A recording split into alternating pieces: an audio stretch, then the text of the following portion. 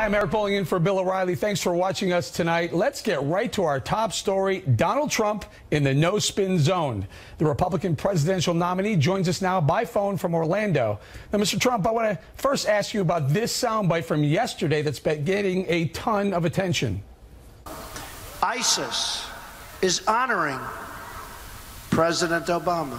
He is the founder of ISIS. He's the founder of ISIS, okay? He's the founder. He founded ISIS. And I would say the co-founder would be crooked Hillary Clinton. And you doubled down on those comments in another interview earlier today. But just a few hours ago, Hillary Clinton suggested you were just repeating Vladimir Putin's talking points. Well, I didn't know about Putin saying anything about it, but everybody knows that, first of all, we should have never, and I've been saying from the beginning, we should have never gone into Iraq. But once we were in, we should have never left the way we left, Eric. We just left it open, and that's when ISIS really came about, big league. And now they're in 28 different countries. The president has been trying to play down ISIS like it's not that big of a deal, like they're not as powerful. We should knock them out. We should knock the hell out of them. He's not willing to do that. As far as I'm concerned, and I'll say it, and I'll say it to anybody that wants to listen, he is a founder of ISIS. They must love him, because without him, you wouldn't have the threat, the horrible situation going on around the world with ISIS.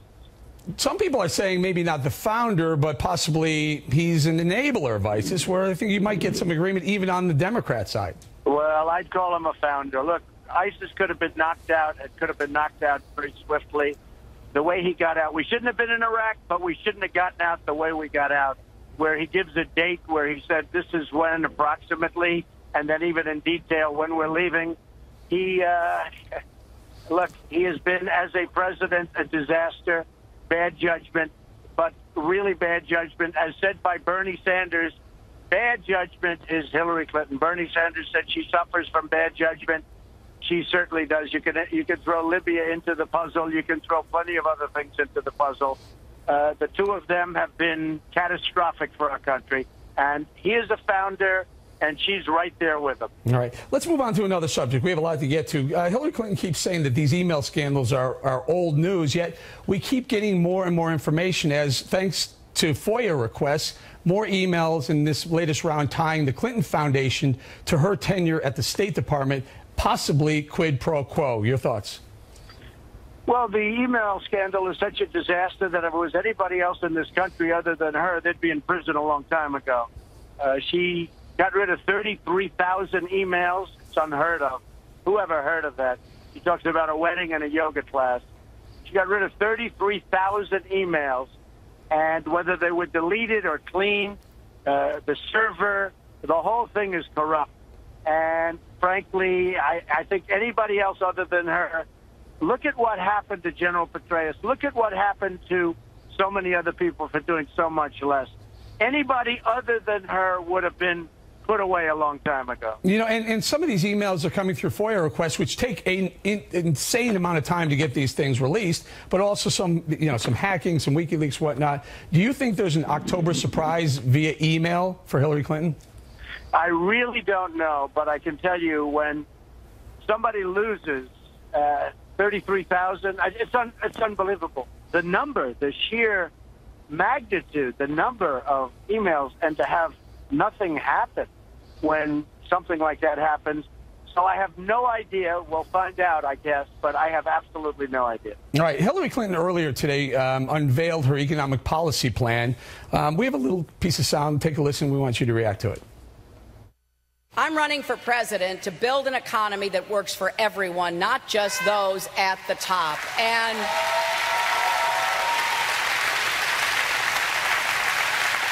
based on what we know from the Trump campaign, he wants America to work for him and his friends at the expense of everyone else. Your thoughts on that? Do you want America to work for you and your friends at the expense of everyone else? Well, it's totally false, as you understand. We're going to create jobs. We're lowering taxes. We're lowering business taxes so that businesses, instead of leaving the country and going to Mexico and every other place you can imagine, they'll stay in the United States and they'll employ more people. We have to lower taxes. Our business taxes and our taxes are the highest in the world. Now, you could say for the major industrialized countries, but most people would say, period, the highest in the world. We have among the highest taxes in the world. We're losing our companies. We're losing our jobs. People are being laid off all over the place. I go through every state. I'm all over. And I look at New York State. I look at the devastation of upstate New York and the devastation that took place in Pennsylvania and Ohio and Michigan. Look what's going on with the car companies building these massive plants in Mexico and laying off people in Michigan. And she doesn't know. I mean, she doesn't know. You just read the Washington Post from 2 days ago, the front page story, what she was going to do for New York, upstate New York, and it's turned into be total devastation. The only one that benefited was her crony friends that made money off it. She was a disaster in terms of jobs for New York State. You know, I read this thing, and it reads like almost like a socialist manifesto. Tax the makers, hand out to the takers. A couple of things. Free college. Expanding Obamacare to a full public option. Public option for health care. Assistance to unions. It goes on and on. How in the world is she going to pay for that? Have you looked at her plan yet? Well, you're going to have to double up taxes. People are going to have to pay twice what they're paying right now, and we already have the highest tax. So what she's doing, and it's going to be a terrible plan. It's going to be like Obama, where he used to say you can keep your plan, you can keep your doctor. This is going to be a terrible plan. And it's very simple. You're going to have to pay more than double the taxes you're paying right now with the kind of goodies she's throwing out. So she'll throw out goodies on the table. What she doesn't say is that your taxes are going to be doubled. I think you'll end up having nothing but heartache. Now, we're going to repeal and replace Obamacare. People are going to pay much less money. They're going to pay so much less. They're going to have such a better plan. It's not working. Obamacare is too expensive for people. Look at what's going on with premiums. Premiums are going up 17, 20, 25 in Texas through Blue Cross Blue Shield. It's gone up almost 50%. And by the way, Eric, in November, new numbers are going to come out on Obamacare that are going to be election-shattering numbers. They've done nothing but go up. Costs have done nothing but go up. Remember, it bent the cost curve down. It bent the other way, boomerang the other way. Next topic I'm going to get to. There was an open letter penned by some 70 Republicans suggesting that Reince Priebus pull back funding, maybe even pull back data from your campaign. Have you talked to Reince? Are you in contact with Reince? Are you in contact with the RNC? Any truth to any of this? Sure. Well, there's no truth, but I'm the one that's funding. I'm the one that's raising the money, and other people are getting to use the money that I raise. I'm putting up money for my own campaign, and as I did in as you know, I funded my own primaries, and I'm putting up money for my own campaign, but I'm raising a lot of money for the Republican Party. And, you know, there's actually, if you think, I mean, sometimes somebody will say, well, we're not going to support Trump. They're not going to support because these are not the people I want. Look at the mess, Eric. Look at the mess our country is in by using these political hacks. I want to get to this. So, have you been in contact? Have you called him? Yes, I have. I spoke to him. He just put out a press release, and he just put out a tweet saying it's untrue. And I mean, if it is true, that's okay too, because all I'll have to do is stop funding the Republican Party. I'm the one raising the money for him. In fact, right now I'm in Orlando. I'm going to a fundraiser for the Republican Party. So if they want to do that, they can save me a lot of time and a lot of energy. True, Donald. But one of the big things about the RNC is that they have this whole infrastructure of data and information and contacts and email lists and mailing lists and phone numbers.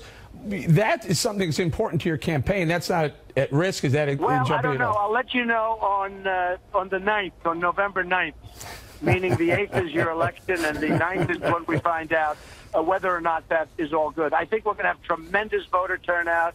We're going to have tremendous turnout from the evangelicals, from the miners, from the people that make our steel, from people that are getting killed by trade deals, from unemployed people that have been just decimated, from the military who are with Trump 100%, from our vets, because I'm going to take care of the vets. They haven't been able to take care of the vets. You have to see the Obama Veterans Administration is a corrupt enterprise. It's so bad. So, I mean, you'll see what happens. I don't know that we need to get out the vote. I think people that really want to vote, they're going to just get up and they're going to get out and they're going to vote for Trump. and we're going to make America great again. All right, one more question before I let you go. I know you're on a busy schedule. A lot of people are asking on the left to see your tax returns. We want you to release those. People on the right also want to see Hillary Clinton's medical records. That's been bubbling up in the news lately. Your thoughts on both very quickly. Well, look, I'm in a routine audit, and every lawyer tells you, including Greta, who was a lawyer, but she said, you know, when you're under a routine audit, you don't give your tax returns. And when the audit's finished, I'd be pleased to give them. You're not going to learn. I've put in over 100 pages of documents. I built one of the greatest companies in the country. I put in over 100 pages of documents, some of the great assets of the world, and they already have that. You don't learn very much from tax returns. But when the audit's done, I've been audited now for, I think, 15 years straight, which is ridiculous because other people don't get audited. I know many rich people that never audited, but I've been audited for, I think it's 15 years straight. So we have another one, and when it's finished, we'll be glad to. And what about Hillary's medical records? You want to see those, or you don't care? No, I don't want to get into that. I think that would be inappropriate for me to come. All right, we're going to leave right there, Mr. Trump. Thank you very much. Thank you. Next on the rundown, reaction to our interview with Donald Trump. Dana Perino will be right here, right after this. In the Impact segment tonight, reaction to our interview with Donald Trump. Joining us now, Dana Perino, my fellow co-host of The Five. Dana, welcome. Thanks. I really want to kind of drill into this economic plan.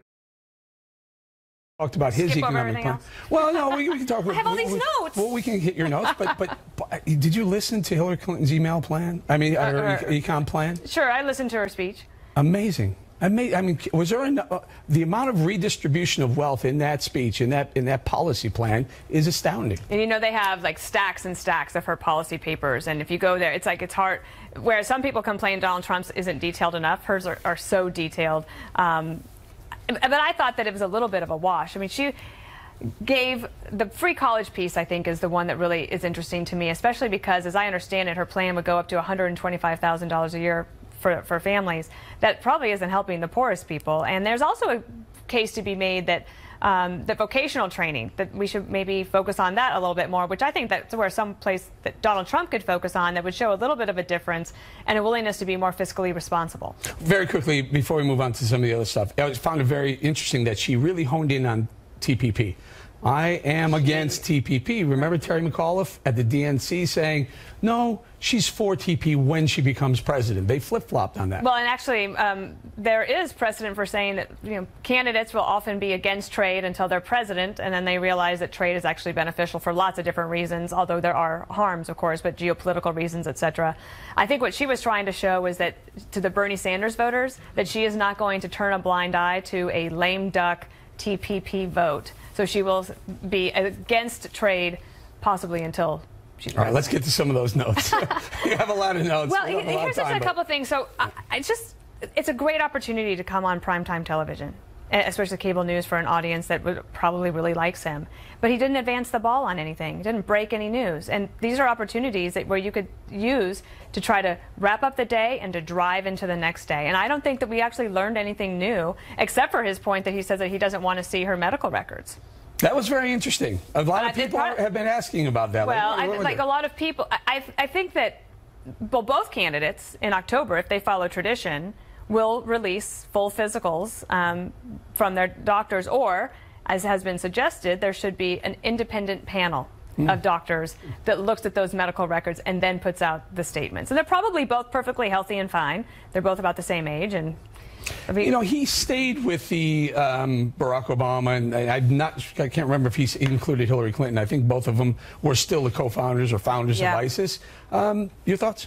Well, I feel like everything he is saying is accurate except for the founding part. And then that's the part he's sticking to the most. I gave him an option. Gave him the enabling. I wrote it down. Enabler, complacent, bad judgment. Also ignored the advice of the military, ignored the advice of the foreign policy experts, although he might not like those people either. But I think that when he got caught on the founded issue, and then the reporters come after him on that, and he digs in his heels even more. And also, he said that he was against the Iraq war at the beginning. There is a videotape or audio tape of an interview that he did at the time with CNN where he does not say that. And nobody pushes back on him in that when they do interviews with him. They're going to maybe run out of time. Okay. Heartbreak, Dana, thank you so much. Up next, U.S. Senator who's calling for Hillary Clinton to do time in prison over her email scandal. He'll join us to explain. In the personal story segment tonight, holding Hillary Clinton to account. Senator Rand Paul has been aggressively pursuing that. Recently, you launched a campaign to hold Hillary Clinton accountable for her crimes. How are you going to accomplish that? We're all for it. I think an indictment would be a good idea, followed by a prison sentence. Joining us now from Bowling Green, Kentucky, to elaborate, Senator Rand Paul. Okay, Senator, you're maybe the first, maybe the only U.S. senator who said that she should be locked up. Why do you say that? Well, you know, I'm a big believer in equal protection under the law. You know, whether you're rich or poor, white or black, everybody should be treated the same under the law. I represent a lot of soldiers in Kentucky, Fort Campbell and Fort Knox. Every one of those soldiers knows they can't take classified information and have it on their personal computer, and they know there won't be any exceptions, that they will be prosecuted, they'll be put in the brig, they'll be stripped of their rank, and they'll be booted out of the military.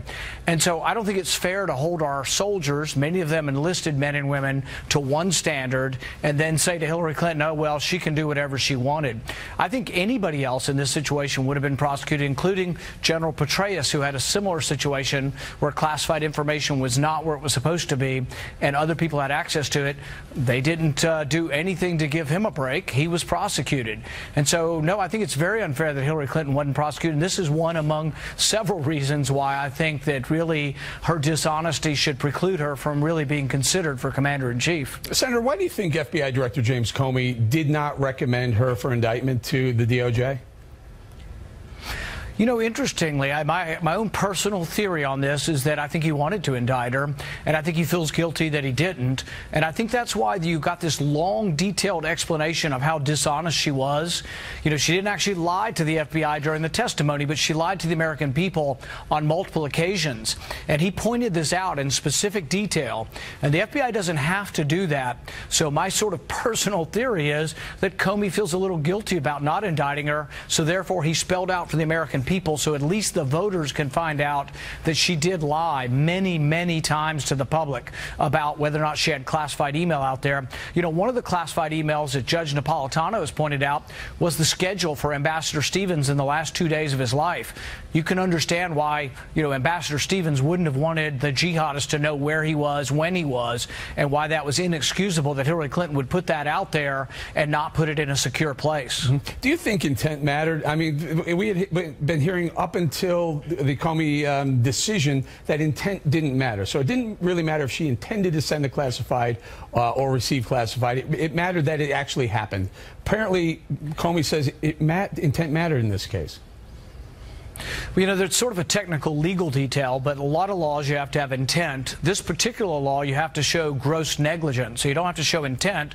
You could just be extremely careless. Wasn't she? Yeah, that's right. Wasn't she? That's exactly what Comey said she was, extremely careless. And so for many of us who aren't lawyers but do believe that words mean something, how is extremely careless different than grossly negligent? So yes, I think she did violate the statute, but more importantly, she showed that her convenience was more important than national security, and that to me is inexcusable and goes to a great deal of her judgments that I think show her not fit to be president. Well, you know, you say the term is above the law. Is she above the law?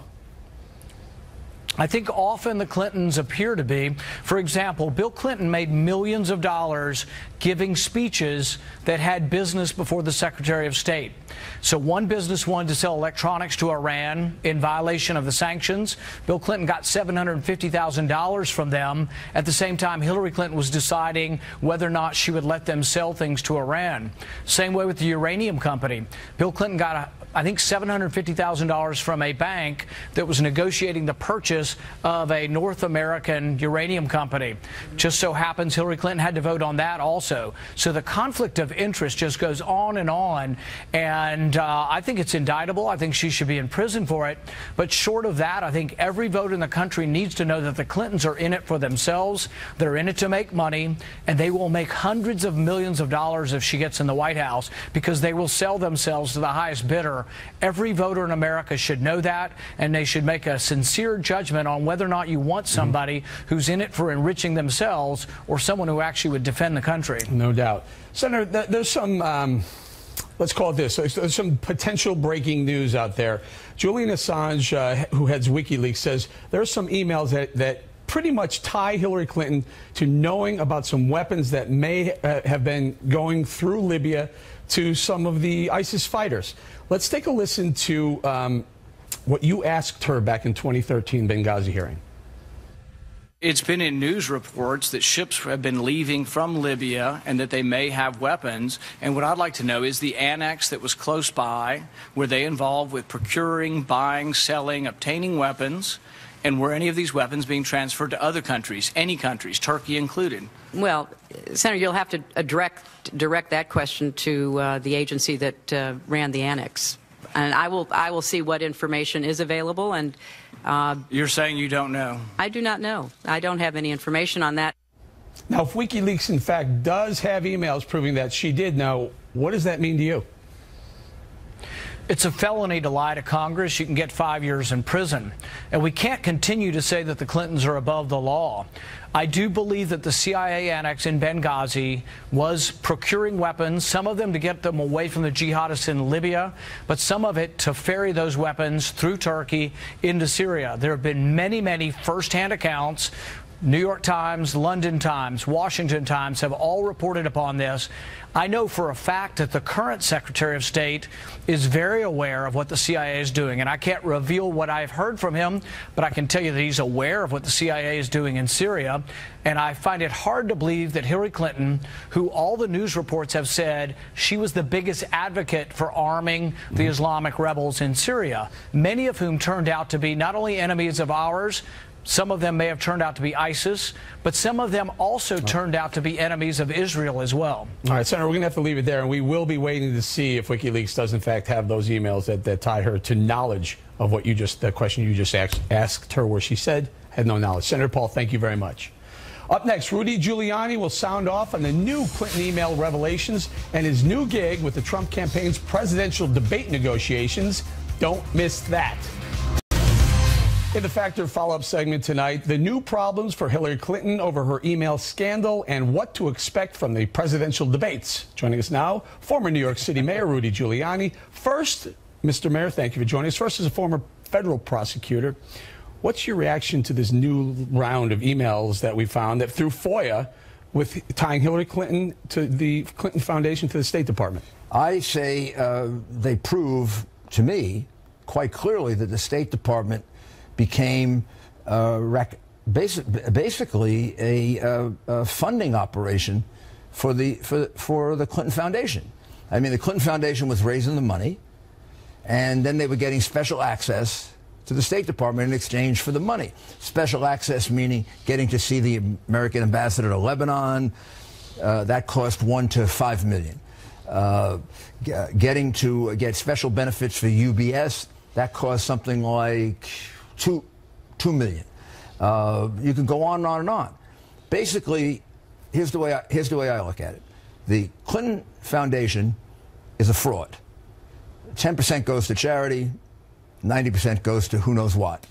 I would, if I were a federal prosecutor, investigate it as a racketeering enterprise. Rand Paul, Senator Rand Paul was just on. He said she should be indicted, and he also went further and said she probably should be in prison. Well, she certainly should, I believe, have been indicted. I never predict putting people in prison, but my record was about 95%, I think. And I don't think I ever lost a RICO case. And I'm the first one to actually use RICO, first against the mafia, then against white-collar criminals. This is RICO? Yeah. This is classic RICO, yeah? This is a classic RICO enterprise. You know what this is? This is the big league version of what the Clintons did in Arkansas, where they used a Rose law firm. You had to hire the Rose law firm. Hillary got paid by the Rose law firm, never showed up for work, and then you got contracts with the state of Arkansas. That was class AAA. This is now major league pay to play. Fraud. This is quid pro quo. Yeah, if De Blasio has a pay to play system in New York, that's minor league compared to the pay to play system. So basically, Hillary Clinton turned the State Department from a State Department into a pay-to-play operation for the Clintons. I come from the business world. You know what this is akin to? This is akin to insider trading. Well, if you have access to information or you can buy information that the public can't get. That's an insider trading scheme. This is the same thing, is it not? Well, this is, first of all, it's a clear violation of the federal law against conflict of interest, which carries 2 years in prison for every count. And I believe it's a racketeering enterprise. I believe the core crime here is bribery. And is Bill Clinton on the hook for this too? Why do you think she got rid of 35,000? He's a player in it, right? He wasn't at the State Department at the time, but he was the carrot that they were dangling. Yeah, she told us she got rid of the 35,000 emails because they were about yoga. Well, the 35,000 emails were not about yoga. The 35,000 emails were about the connection between the racketeering enterprise, which is called the Clinton Foundation, and the State Department, which was the pay-to-play. So anyone who was hooked to the Clinton Foundation could be on the hook for I believe there's enough evidence now to warrant a full and complete racketeering investigation. I believe that the destruction of the emails could be argued as evidence of guilt. That is a typical argument you make in court, by the way, when you prove intent.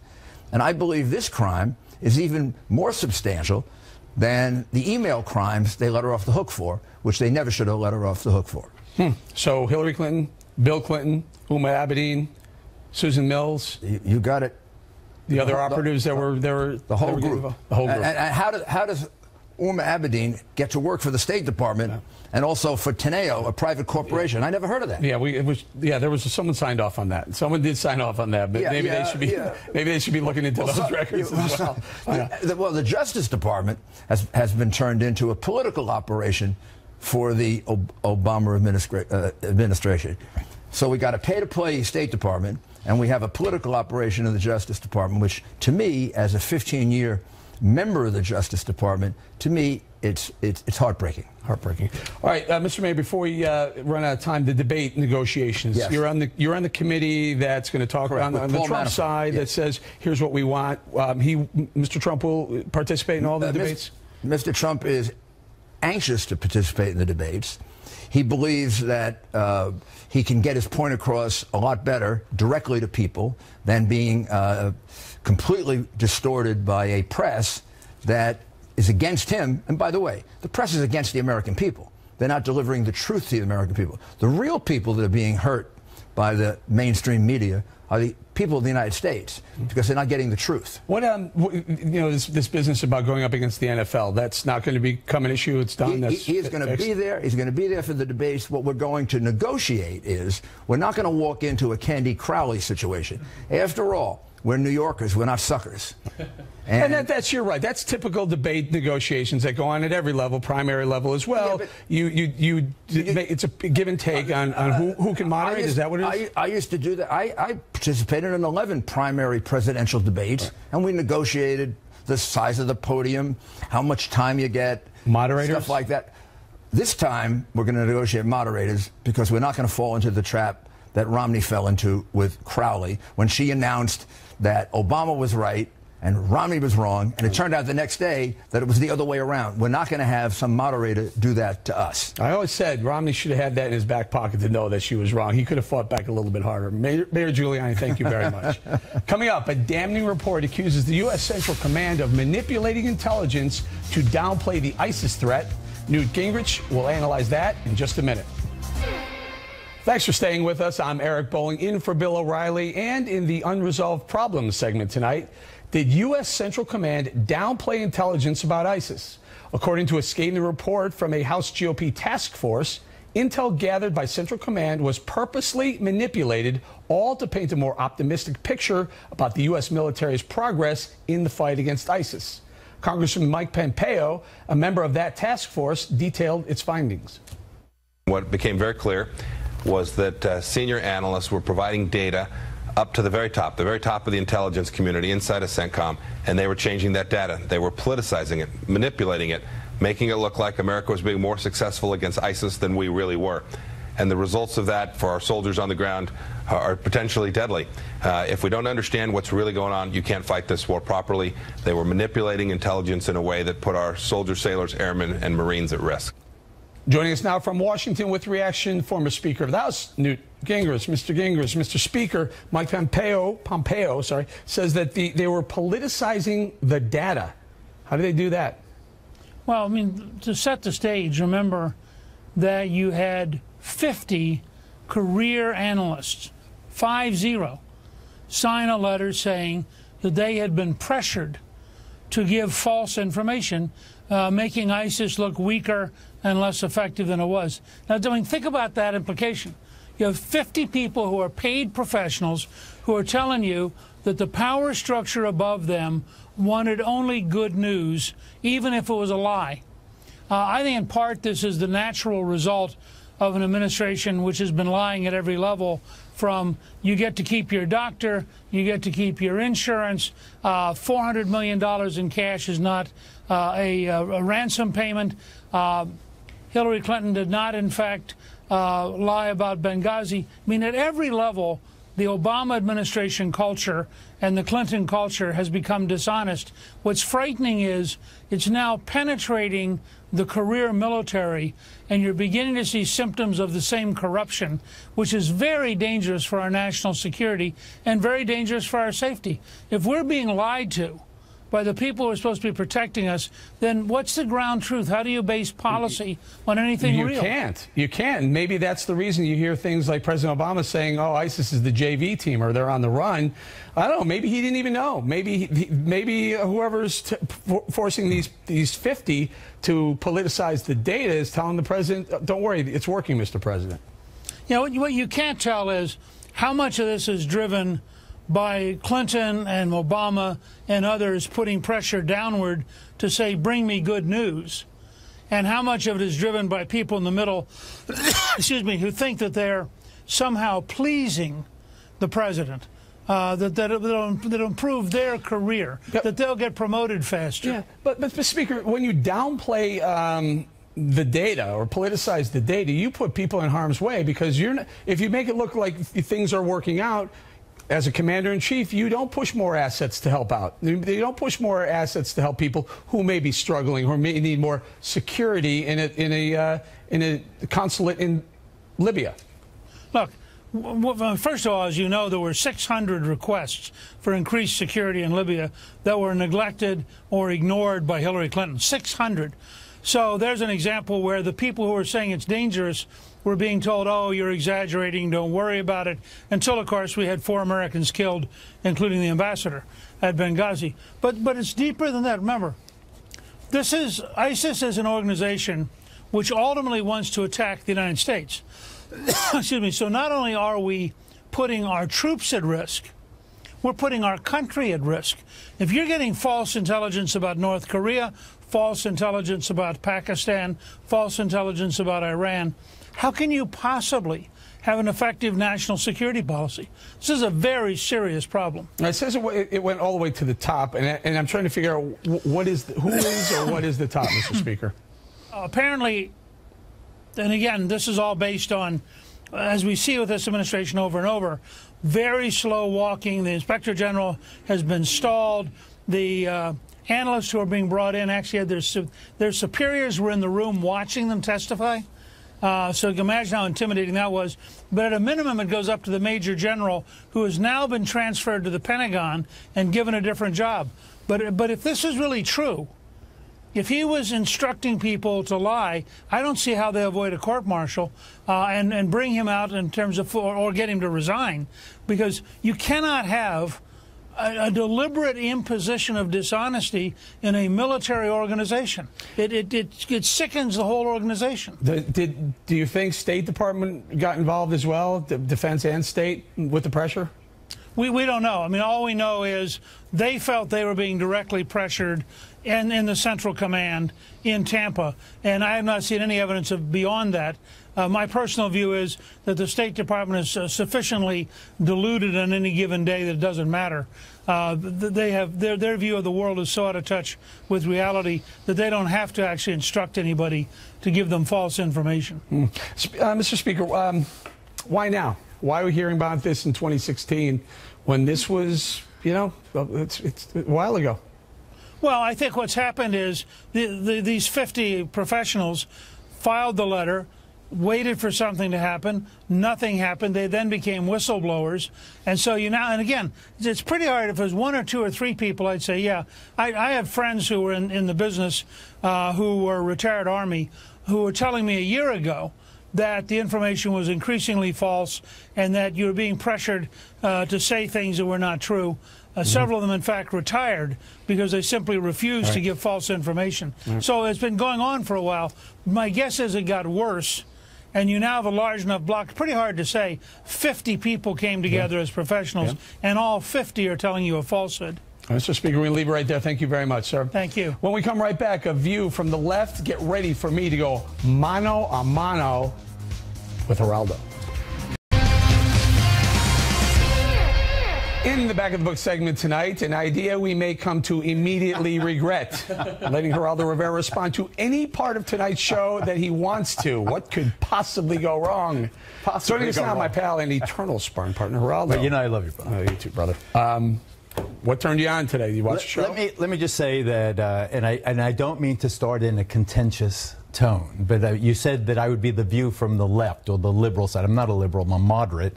And to be to the left of you is very easy since you're to the right of Attila the Hun. But put that all aside. But I say that lovingly, and you know that I'm a big fan of this best-selling author and media phenomenon. But I just want to point out also much more substantively that you had the candidate, Donald Trump, you had Rand Paul, you had Rudy Giuliani, and you had the former Speaker of the House, Newt Gingrich. All 4, and yourself, 5, all 5 of you were wrong about Hillary Clinton being indicted over the email scandal. I saw it coming, and the reason I did, and you and Speaker Gingrich and Senator Paul spoke about it, was that these are crimes of intent. You have to intend to violate the securities laws, the intelligence laws, according to Rudy Giuliani, General Petraeus according did. to Rudy, he says she should have been indicted, and he under RICO. But he was wrong, and I have suggested that the mayor was wrong. Federal prosecutor and who put bad guys away. Jim Comey at the FBI said he was wrong. Why don't Republicans just swallow their pride and say, okay, we were wrong about that. Now let's move on to something where there is a probative value in terms of like the Clinton Foundation. That to me is fertile territory for exploration, because even though the Clinton Foundation has been getting decent, quote unquote, ratings from the various agencies. Terrible ratings. No, they get decent, terrible ratings. They get generally. They can't even figure out if it's a foundation or not. I understand that the critics of the Clintons say that, but I'm talking about the actual agencies that review charities, give them decent ratings. It's called Charity Navigator. You can look. They're having a hard time figuring out what the money going here, this pocket, I think that is exactly what I'm saying. Let's probe that. There is real substance there. Were there quid pro quo? Senator Rand Paul says that's very interesting and valid. Senator Rand Paul said if Julian Assange releases the emails that he says he has that tie Hillary Clinton to knowledge of weapons and arms going to ISIS, she should go to jail. Going to ISIS? What about the arms going to Turkey? I believe. Well, she denied knowing that, too. I believe in my heart of heart. She denied knowing that, too. I believe in my heart of heart. What was that large CIA annex in Benghazi doing? I believe they were collecting sophisticated armament with the idea that they would then be transferring it to some ally of us in the Middle East. I think that is also a valid issue to probe. She denied that, too, and his point was lying to Congress is a felony. She didn't lie to Congress, though. Eric, we have been over that and done with that. Well, why don't you argue on the merits? Why don't you probe something that is important? We have tape of her saying, I have no knowledge of that, and according to Assange, it's not out yet, I get that. There is knowledge of that. Well, let him put up or shut up. Then we'll come back and talk about it that time? It is like... If that's true, you come back and we'll do this again? Yes. Was her email hacked or not? There's no evidence her email was hacked. Got to go. Geraldo, and co-founding ISIS... It wasn't that bad. Geraldo, thank you very much. That's it for us tonight. Thanks for watching. I'm Eric Bowling in for Bill O'Reilly. And please remember, the spin stops here because we're looking out for you.